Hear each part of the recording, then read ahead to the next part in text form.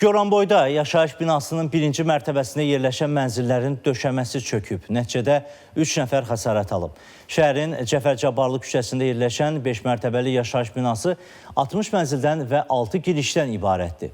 Hadisəyə gələn aidiyyəti qurumların ilkin baxışı zamanı binanın 5-ci girişinin birinci mərtəbəsində 2 mənzilin döşəməsi və arakəsmə divarlarının uçduğu müəyyən olunub. Goranboy şəhəri Cəfər Cabbarlı küçəsində yerləşən 5 mərtəbəli 6 bloklu yaşayış binasında 5-ci girişin 1-ci mərtəbəsində 2 mənzilin döşəməsi səhər saatlarında qəfildən çöküb, arakəsmə divarları dağılıb. Hadisə səhər saat 6-nın yarısında baş verir. Ev sakinləri mənzildə elə olduqları halda beton döşəmə tamamilə çöküb. Hadisə zamanı 3 nəfər xəsarət alıb. Onların hər üçü Goranboy rayonu mərkəzi xəstəxanasına yerləşdirilibdir. Hal-hazırda onların vəziyyəti kafidir. Gurpultu, uçqun səsi. Belə bir zəlzələ oldu. Öncələrdə 2 zəlzələ oldu.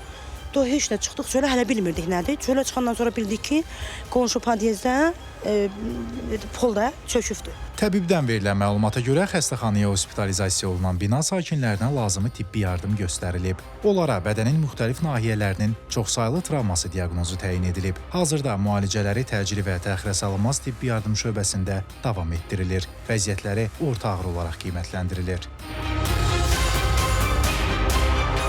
Hadisədən dərhal sonra əraziyə aidiyyatı qurumların əməkdaşları cəlb olunub. Fövqəladə Hallar Nazirliyinin Dövlət Yanğından Mühafizə Xidməti və Aran Regional Mərkəzinin qüvvələri tərəfindən bina sakinləri təxliyə olunub. Ərazidə müvafiq təhlükəsizlik tədbirləri görülüb. Bizə köməkdarlıq elədi, bizi içərdən çıxartdılar, qoymadılar heç kəsə heç nə olmağa.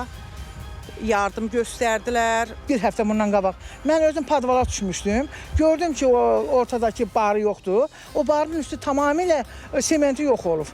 Bizdə də 4 dənə sement yox, məftillər qalıbdı. Mən də zəng elədim əlaqədar təşkilatlara. Dedilər ki, zəng eləmişik, gələcəyik, baxacağıq. Bu qışın ortasında biz qalmışıq çöldə. Yəni gəlib kömək edib bizi salamat çıxartdılar. Sağ olsunlar. Hökumətimizdən bizə kömək istəyirik.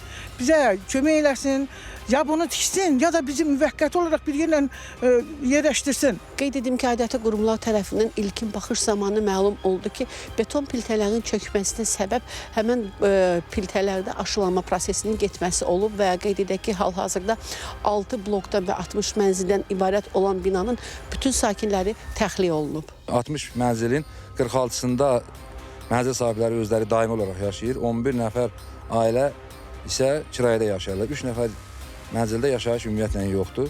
İndi onların kirayəyə çıxarılması və yaxud digər ərazilərdə yerləşdirilməsi ilə bağlı aidiyyatı qurumlar birgə iş aparırlar. Bina 2 hissədən ibarət, siz qeyd etdiyiniz kimi 30 mənzil bir yarım blokdadır.